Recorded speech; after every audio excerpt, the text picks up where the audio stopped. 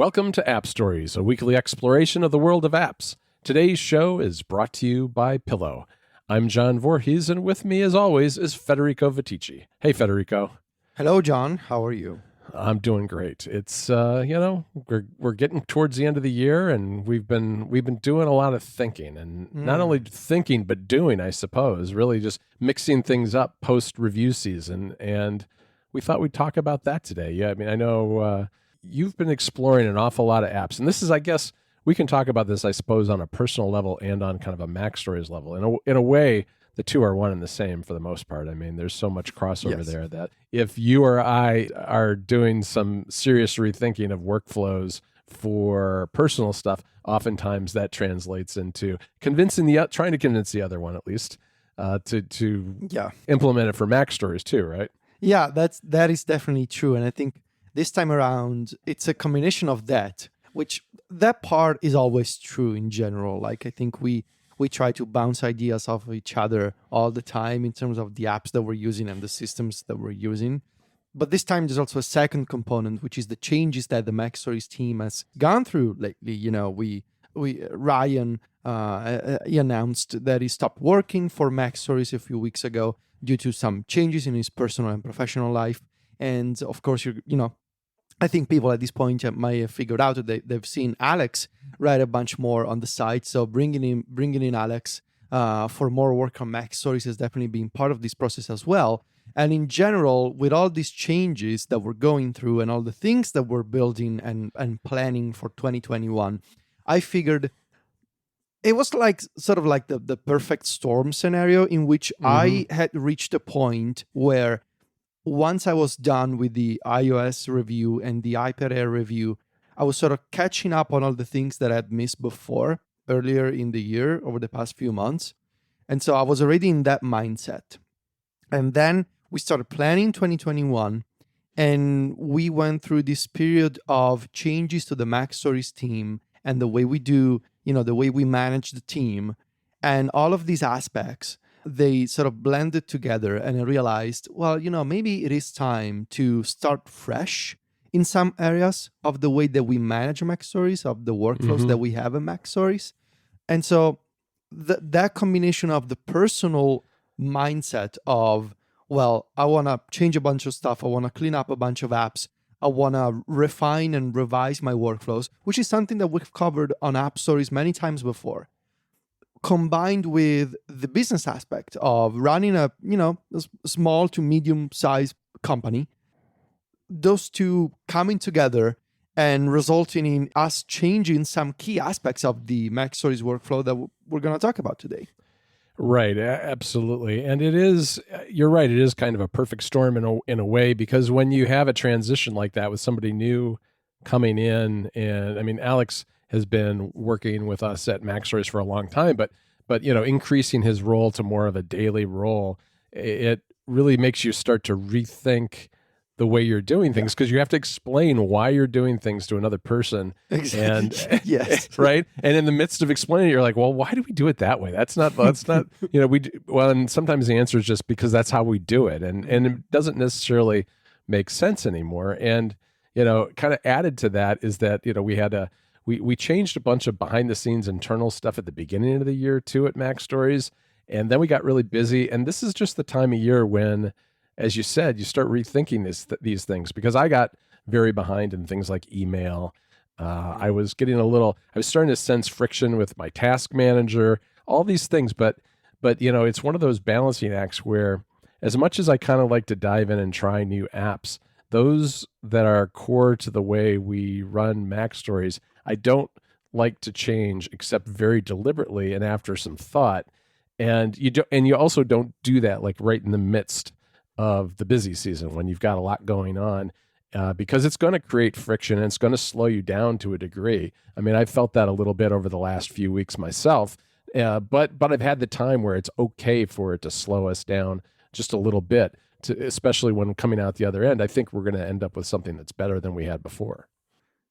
All right, so I want to start talking about the first of those areas of our workflows and I guess this is the big one really for us personally and as a team, which is email. Right.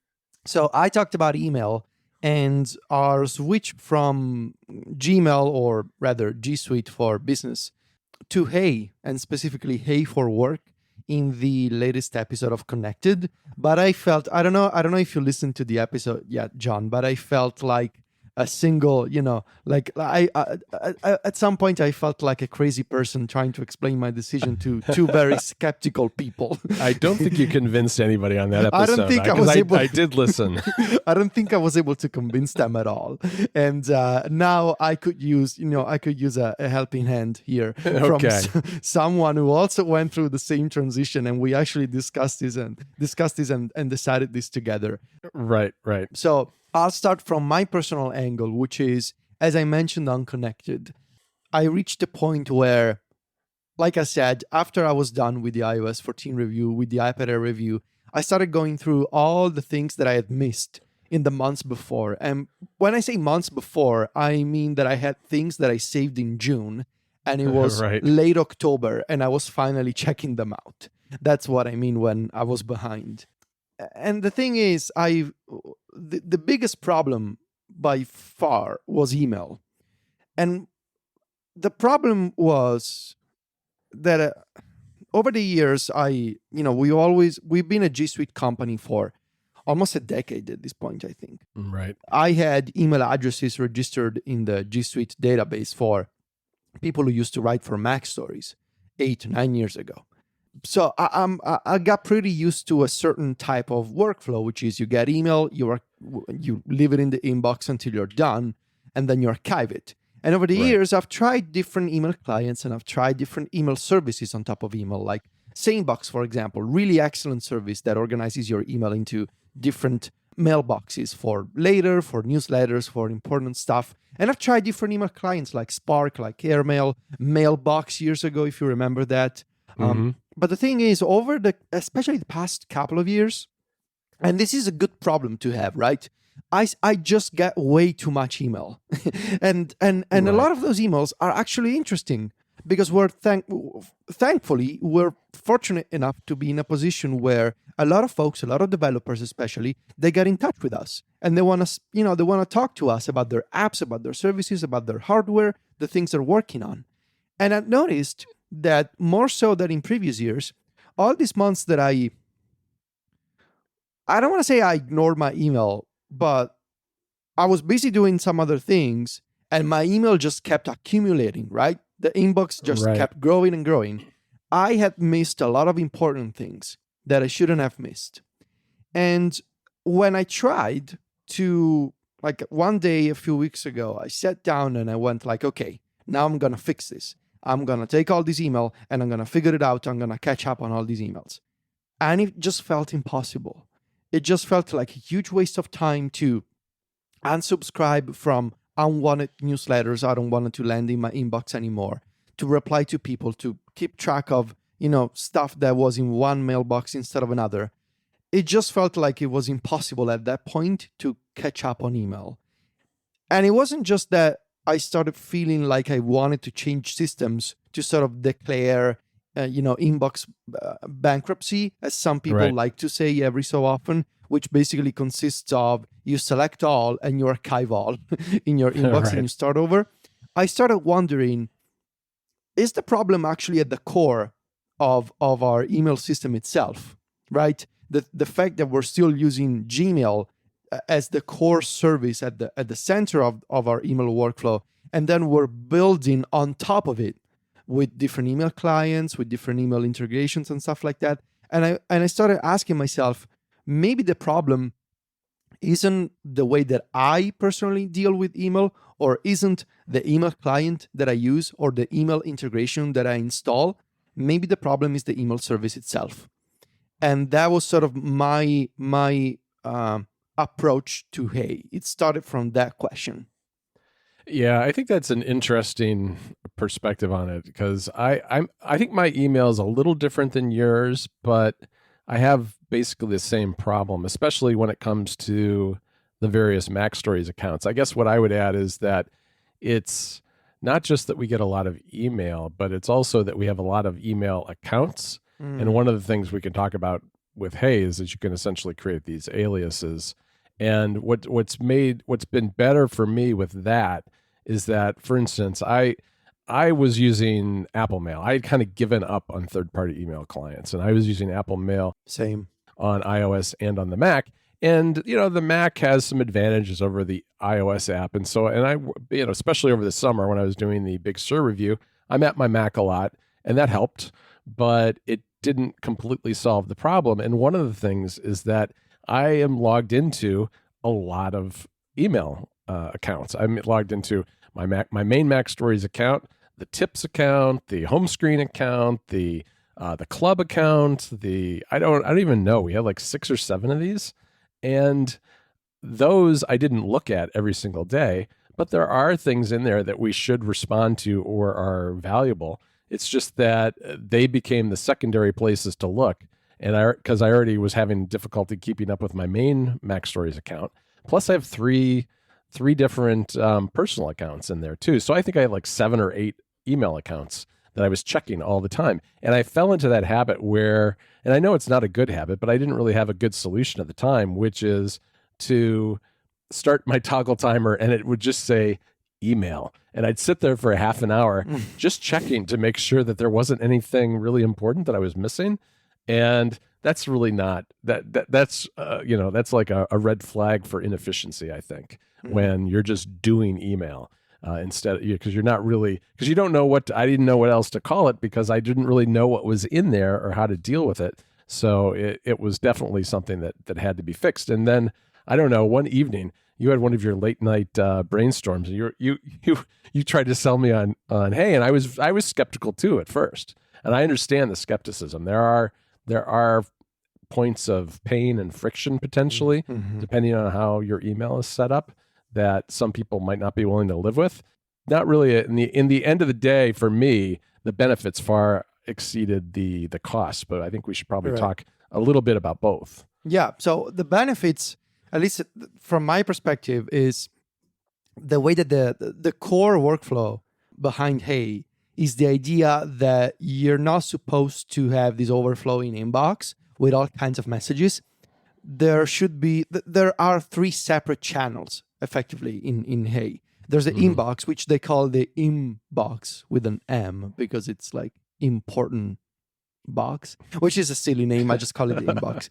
And there's the feed, which is like social updates and newsletters and that kind of stuff. And there's the paper trail, which is confirmation, receipts, all those kind of like transactional emails.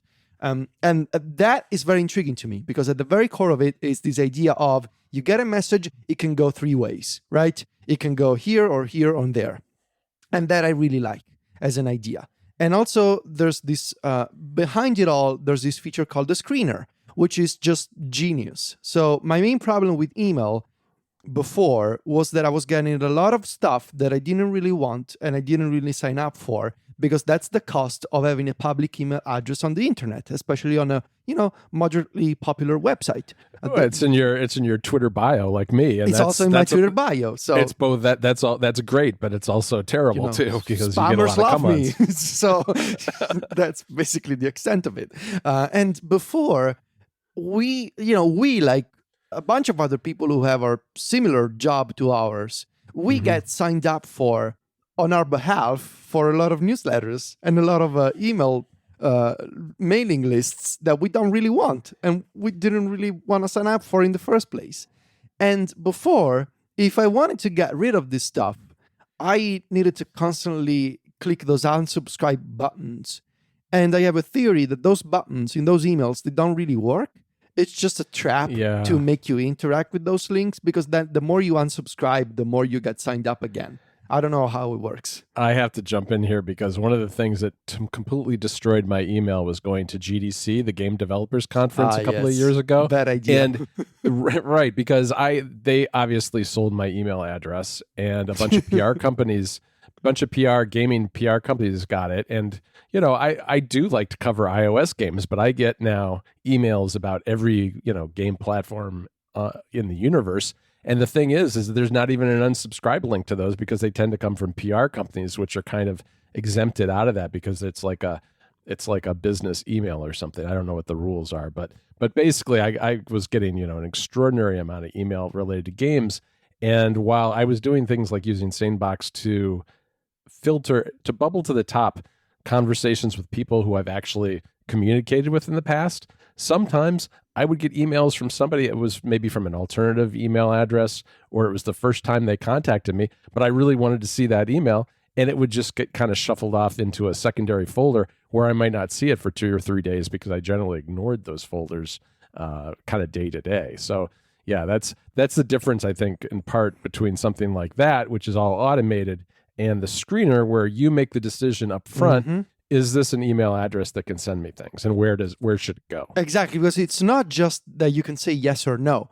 If you say yes, you can also say, I will allow this person or this organization to email me, and when you get a new message from this contact, it should go here. It should go in the inbox or the paper trail or the feed, right? And I found that it works incredibly well to relieve me of that pressure of, oh, I have so many emails from this, from this PR company. But also I'm lazy and I don't want to unsubscribe. So I guess I'm just going to archive it or mark it as read, which is what I used to do before. But even if I was doing that, it didn't really help, because you still, like, the fact that you're seeing that all those emails, it creates, at least for me, it created that invisible pressure in the back of my mind, like, because I felt like it was still something I needed to worry about. It was still something that was happening. And now, with the screener, it's not like those people are not allowed to email me anymore. We still get all those messages. However, we don't see them because they get screened out and they go into a specific sort of holding area of Hey. And you can get there. You can go there if you want. You can see all those messages that have been screened out, but you just don't see them anymore. You don't see them in the inbox. You don't see them in the screener. And I feel like the simple trick of training the system once to say, look, I don't want to see messages from these folks anymore. The fact that you're not seeing them, it makes all the difference.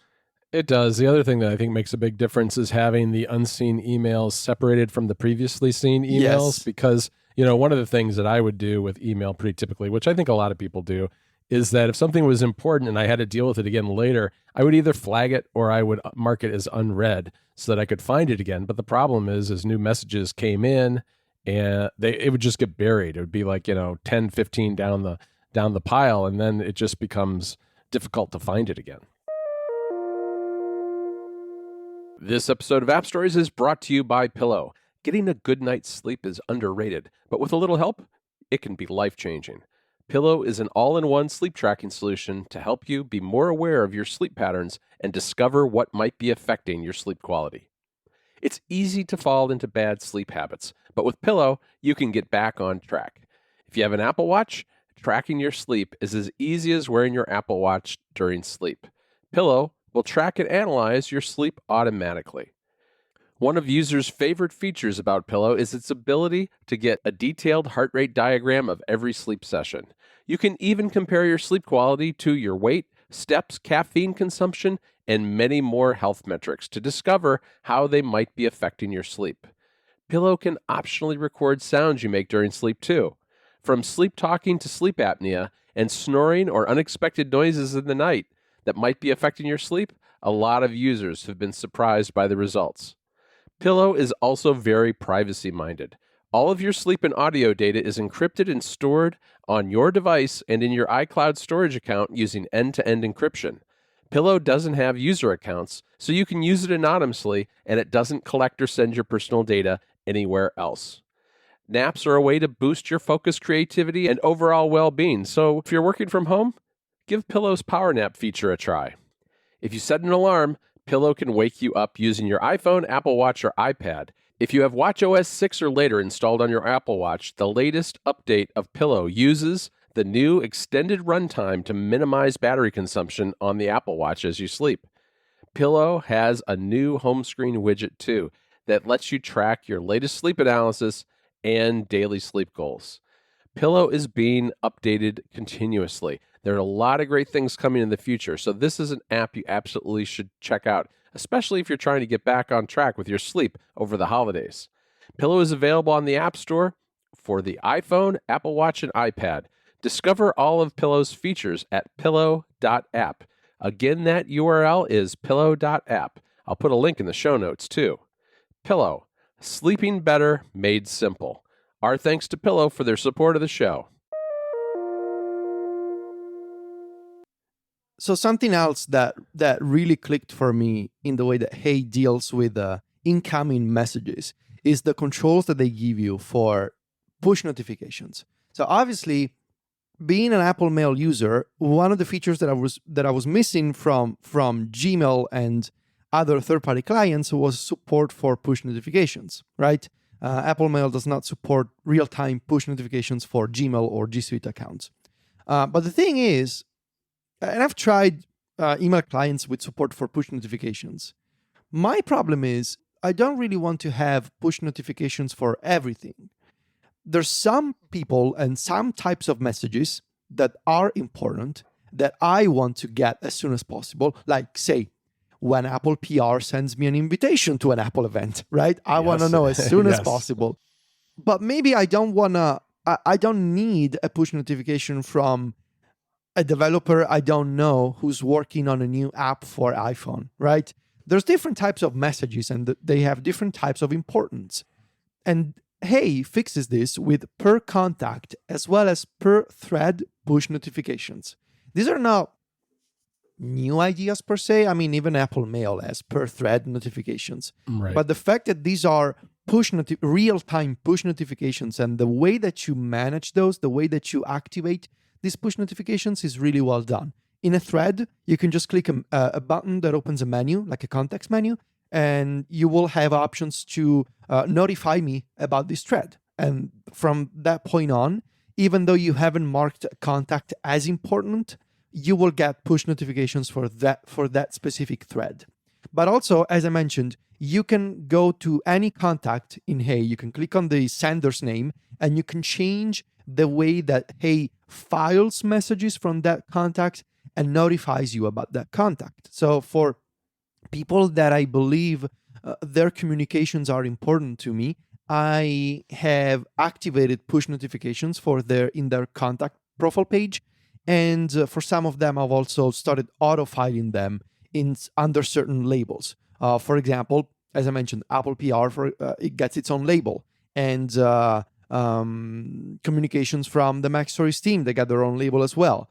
I feel like this system works for me because some things are important, some things are essential that I get alerted as soon as possible.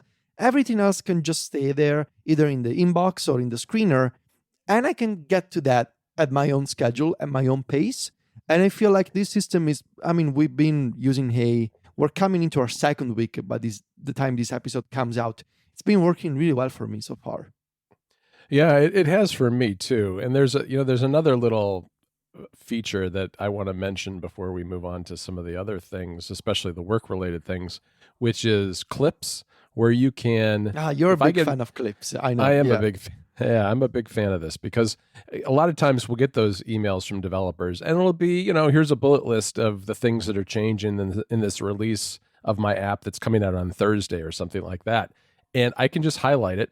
A little popover button appears to save it as a clip, and I save it as a clip. And that's just kind of a temporary place where you can go to the clips and you can see a chronological list of them, and they're there for reference. And it's just, for instance, one of the things I've started experimenting with is saving clips for Mac Stories Weekly when we do the newsletter, because I'm not going to probably write about those apps till Thursday or something like that, but I might find out about an app the week before or on Monday or whenever it happens to be. I can save the details as a clip, and then I have now a task in my task manager to remind me to, on Thursday morning, check those clips and see if there are any details in there for the apps that I'm writing about that week. And as soon as I'm done, I just delete the clip. Doesn't affect the email. The email's still there. I can still find it if I need it.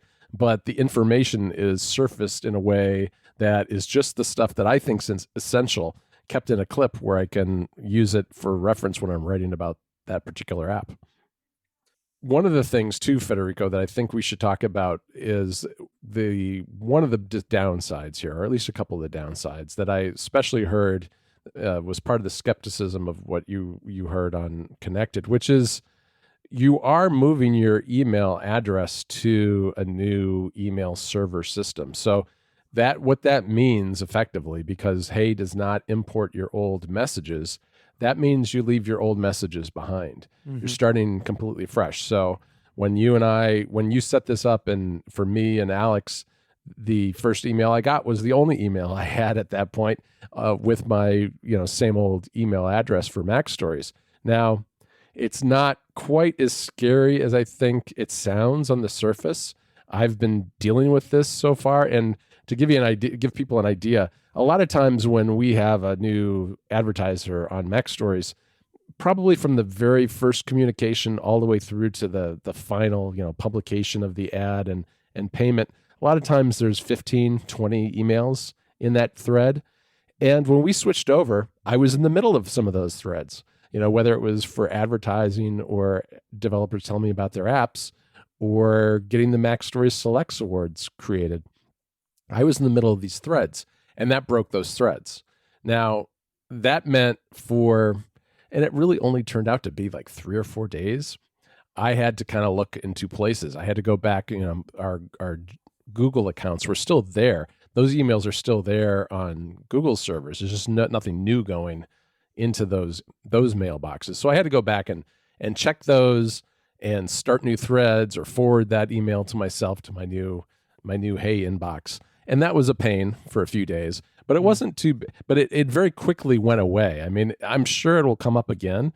I'm sure there are a couple of threads out there that are just kind of been dormant for the last couple of weeks, but it hasn't been terrible. I still have the old account to go back to and search. I think the other thing that I've found is a little bit of friction at times is that I don't have my contacts built into my email anymore. I have to kind of rebuild that, in the sense that a lot of times when I'm typing a new email, I'll just start typing the person's name in the to field, and it auto-populates the email address. That doesn't happen in Hey because that person's never emailed me in Hey, so it's not in their system yet. So I do have to go looking for those either in the Contacts app or in my Gmail. But that hasn't actually been that bad. It is a point of friction though.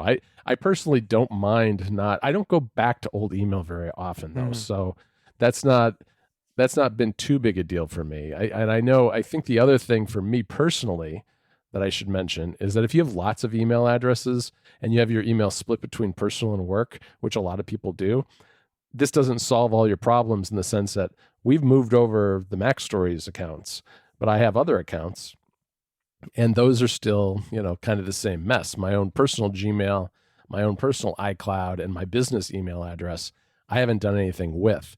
Now, I have some ideas on how I might handle those, but this doesn't solve that. This only solves the one domain. Mm-hmm. Yeah, and look, personally, I don't really dislike starting fresh and starting over. Mac Stories has been, it's gone through so many transitions over the years as a business, as a team, that the idea of leaving, 10 years of old messages and communications sort of like in cold storage, I kind of like it. Personally, it's I gotta tell you that actually this is one of the things I like working with you the best about, is that you're actually willing to do that, because most people aren't, and I like it too. I really like. I don't like experimenting for the sake of experimenting, but I do like the idea of rethinking why you do things and starting fresh. No, yeah, thanks. I appreciate that you also like that. And in fact, it's also why I like working with you, because you listen to these I'm willing ideas. to do it. Because you're willing to do it. But no, the thing is, and I don't think maybe I was able to sell this enough on Connected, just how long I thought about this. It's not like one evening I woke up and I texted John and it's like, hey, let's switch to Hey. Sure. It was a very, internally, I debated this with myself, because I didn't want to bring it up to you and Alex and Sylvia unless I was really sure that this was the right thing to do. And also, email is such a core part of our job. And as I mentioned, we've been using the same system for nearly a decade, I believe 8 or 9 years, that it's not a decision that I made lightly. But the idea of, we still have that G Suite account, right? And we can still log in and we can still see all of our old messages. We just don't get new ones anymore because they go to Hey, and we can't send from Gmail anymore, of course. But we can still search right? I can still find those messages from 8 years ago in there, and I will keep those messages, right, as a backup. There's a lot of important memories, a lot of important contacts in there, but also I think it's time. The Mac Stories team has changed, and Mac Stories as a company, as a business, has changed this past year.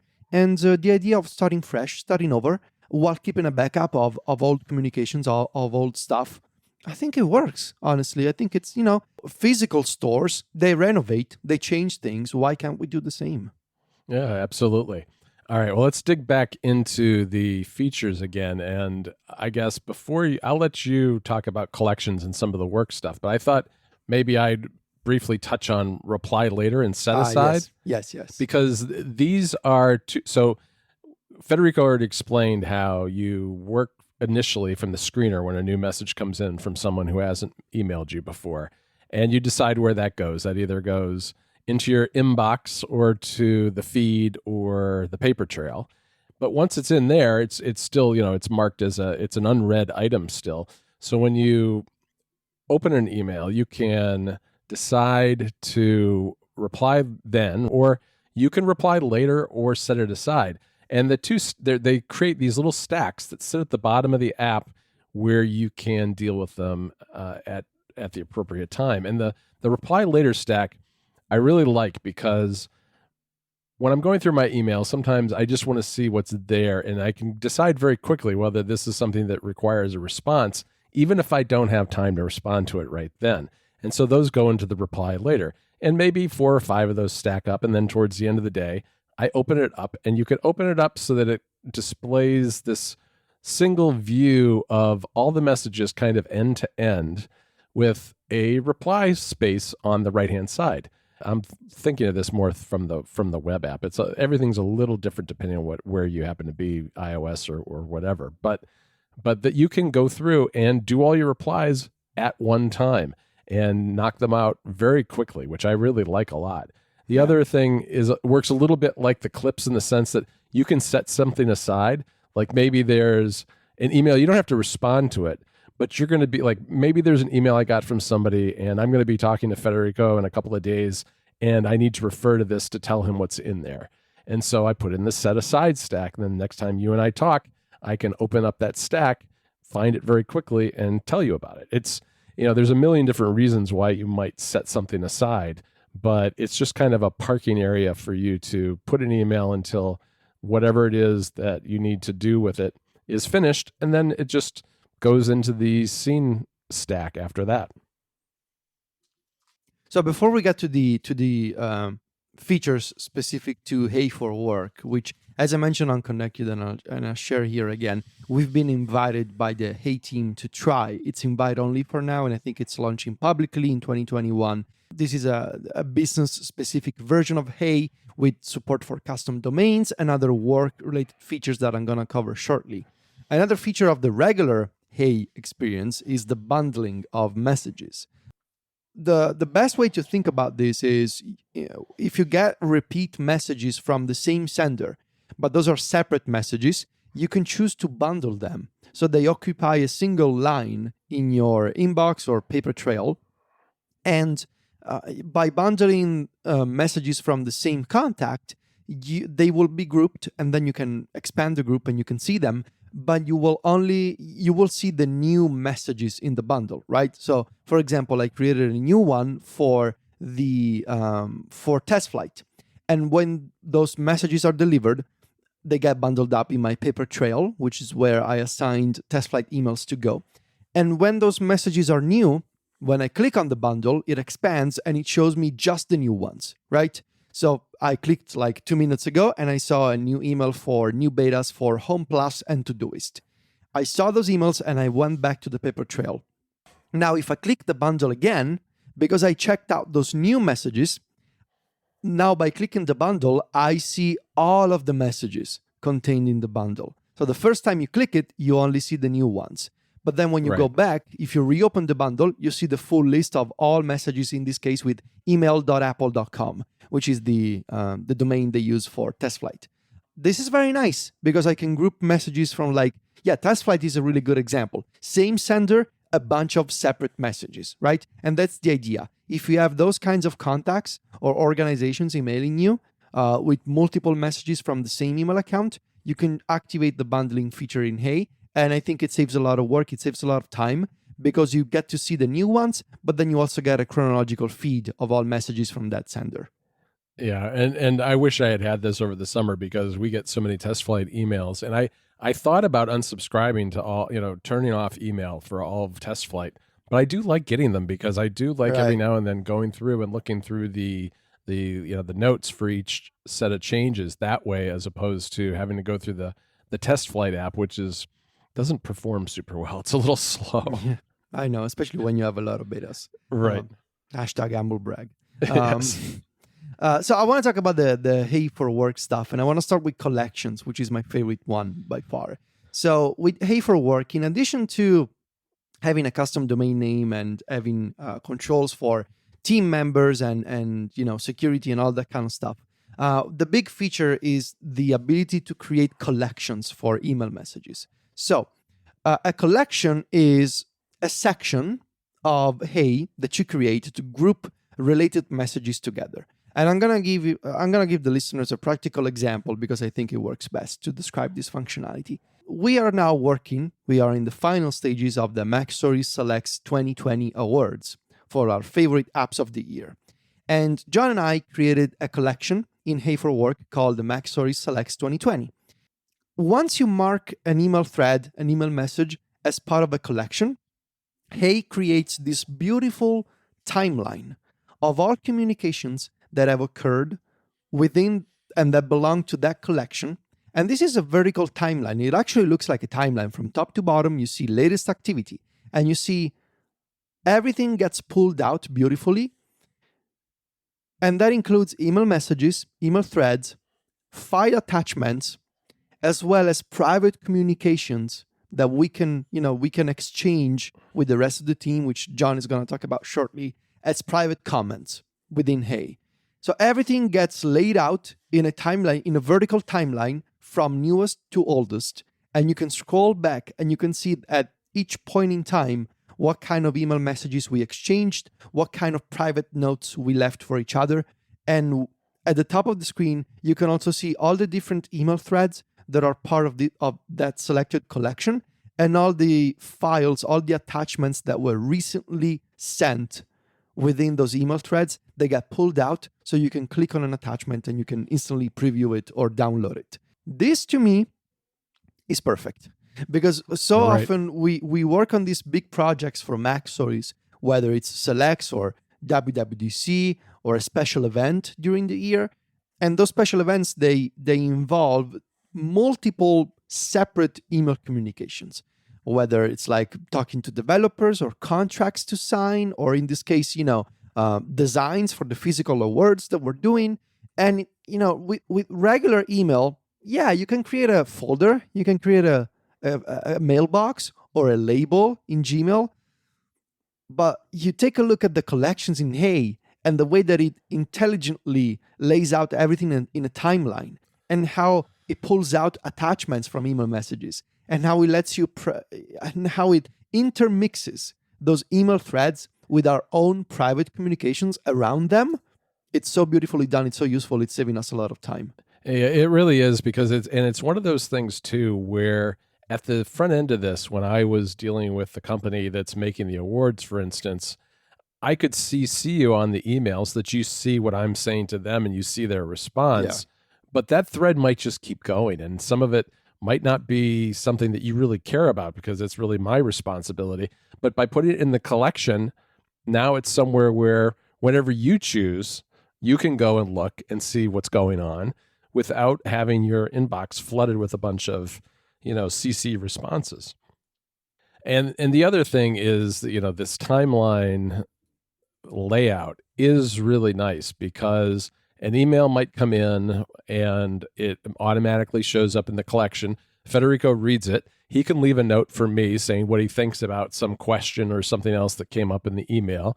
I can respond to him. And because I know that he's got me, he's getting notifications from this collection, that he's going to see it without me having to text him or drop a note in Slack or whatever it is saying, make sure you check out X, Y, and Z. It's just there. And when he has the time, he can look at it. And the same goes for me. He does, he leaves me messages. I leave him messages. And, I think for a thing like these Selects Awards, it's really great because there's a fair amount of coordination that's happening between you and me and the company that's making the awards. Other things, it may just be one or two notes. Maybe Alex gets an email from a developer and it's not an app that he can really cover for one reason or another. And he wants us to know about it because maybe one of us want to do a review on it. So that way we can communicate those things and have all the information related to it all in one place. And it may only take a couple of notes to do that, but we don't have to kind of clog up Slack or send text messages to each other dealing with those sorts of things. Yeah, that feature is really nicely done. And, it was an idea that we saw in other services before, like Spark, Right. There was another one that I don't remember, maybe Front it was called. These email services that they've been doing collaboration for email before. Now it just fits the whole Hey for Work product a lot better, especially because of collections. Like the idea of seeing in a single view, like the original, it's sort of like having like a Google document, how you can see the original text and then the comments around the text, right? When you can collaborate with someone, it's really well done. So, I feel like, I've been getting a bunch of emails and tweets also since I talked about this switch from Gmail to Hey over the past few days. And one of the comments that I got was, how can you use something that doesn't feel as native as Apple Mail on iPad and iPhone? And specifically, one person mentioned, aren't you annoyed by the fact that Hey on the iPad does not support the multi-column layout or drag and drop, which Mail supports for reminders integration and all that kind of stuff? And that is true. Like, obviously, this is a cross-platform service that is web first, and the iOS app is not as, I think Hey is doing a better job on iOS and iPadOS than, say, Slack, for example. I think it's a much better native app than that.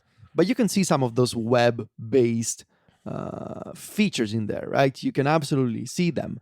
But the thing is, and I try to explain this on Connected, maybe I didn't do a good enough job. Part of the realization that I had over the past few weeks was that email, I want to treat as a work service. I don't really get that much personal email. And even if I do, I've long been fine with the idea of everything going into a single email account. Right. And just like we made a decision years ago to stop using, for example, iMessage for our team communication. Years ago, John, you were not around. You probably were not even reading Mac Stories. I don't know. So years ago, we were using iMessage with the Mac Stories team when Graham and Cody and Don and Chris were around. We had a group thread on iMessage, and we moved on from that. We switched to, I believe, at some point we were using GroupMe. Right, that's the one. Maybe now it's a Microsoft service. I'm not sure. Might be. I that you were using that when I started, and the funny thing is, when I started, which actually, here's a fun fact. As of the publication of this episode, it's been exactly 5 years since I published my first story. Yes. Oh my! Yeah. Congrats! Happy birthday, John! Happy anniversary! Happy Mac Stories anniversary, or whatever you want to call it. But yeah, GroupMe was the thing. But within I don't even know months, within weeks, you switched over to Slack at that point. Right. And, people were making the case for, how can you not use an app like Messages that is native on the iPhone and iPad? And why don't you hate the fact that you're switching to what is arguably a web-first service or a cross-platform app like Slack? Right. And the thing is, these services, they may not be as elegantly crafted and native as other native apps for iPhone and iPad, which I absolutely love and write about and use. But some stuff, when it's for work, you just gotta swallow and you gotta accept the fact that it may not be as polished as, say, Messages or Things by Culture Code or, Apple Mail, right? but it works well in the context of a team, in the context of a business. And Right. and a lot of our, and this is not a critique, but a lot of our listeners, they maybe they, a lot of them, they just use these services for personal use. They don't have the kind of requirements that we have as a business, as a small company. And sometimes you just gotta accept what is maybe for some people the sad reality that there's better native apps around, but they don't really work in the context of a business, in the context of a team. Right. Well, and it's always a balancing act between kind of functionality and design and those things. And Right. you always have to make those hard choices. And I agree with you on that. I mean, people know that I'm not a big fan of Electron apps. And on the Mac, Hey is an Electron app. And I don't know, it's fine. It's probably one of the more performant Electron apps that I've used. But if I right click on on an email, I get the offer to copy a link, which isn't what would happen if you had a Mac app. And I don't particularly like that, but the app does work really well as an Electron app. And in fact, I have actually created a single serving web app myself using beta of Unite that I've been trying out to see how Hey performs that way. And I actually forgot that I created it the other day because it's so close to what's in the which makes sense since Electron's just a wrapper for a web page essentially. But yeah, so I've been using it that way as well, and it is an advantage that it's available on the web. I don't think there are a lot of situations where I'll be using the web app, using it in Safari as opposed to using either the Electron app or my little single serving one that I created. But I like that I have the Safari option. And as you said, it really is a matter of balancing the functionality. And that was one of the things that originally when I saw it, when you told me about it, I was a little skeptical, and I was concerned. I think the first thing that concerned me about Hey when you told me about it was, is this going to be something that both of us think is really cool because it's new and different, or is it going to really save us time and work better? And it didn't take very long for me to be convinced that, in fact, this actually does work better, at least for the way you and I deal with email for Mac Stories. Yeah. And I mean, stop me if I ever reach the point where I ask you guys to deliver articles as in Google Docs. There's some publications that do that. And if I ever reach the point, things must have gone horribly wrong for me. Right. Yeah. So, blink if you've been kidnapped, Federico, and someone's holding you hostage. Yeah. All right, Federico. I think what we've got here is enough material to make a little mini series out of the things that we've been reevaluating. What do you think? I think so. That's a very cool idea. Let's do that. All right. Well, today is all about email, obviously, but we've got, what else are we going to, I think we'll probably also talk about task managers. We'll talk about note-taking. Note-taking is definitely next, I think. Yeah. I want to talk about that. All right. Well, we'll do that. We'll definitely do that next. I should mention, too, we have a bit of news because this is coming out on Monday morning, and there's still time to pick up the Mac Stories shortcut icons and perspective icons for 40% off. This is a sale that's been running since Black Friday and through the weekend. And today, Monday, you've got just, depending, if you're listening to this on Monday, hopefully you are, you've got a few hours to grab that. I mean, there are a ton of icons and a bunch of color varieties. Works great with shortcuts, putting icons on your home screen. And then the perspective icons are designed for perspectives in the OmniFocus Pro app. So go grab those. There's a post on the website that has all the details. I'll link that in the show notes as well. Let's wrap it up there for today. This episode has been brought to you by Pillow, so we thank them. You can find me and Federico over at macstories.net writing away. Federico is on Twitter and Instagram where he is at Viticci. That's VITICCI. And I'm at John Voorhees. JOHNVOORHWES. Talk to you next week, Federico. Ciao, John.